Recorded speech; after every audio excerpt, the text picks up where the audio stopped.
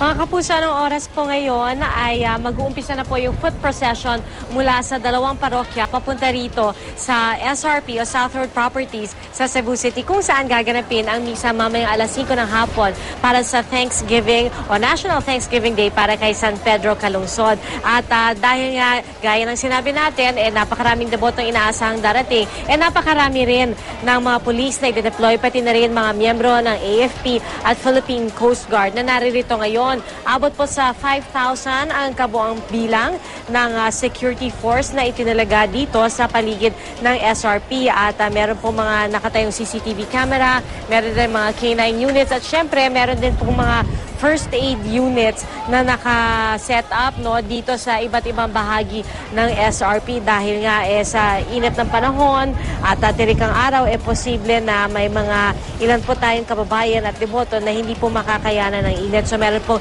emergency rescue units na nakalaan po para sa kanila.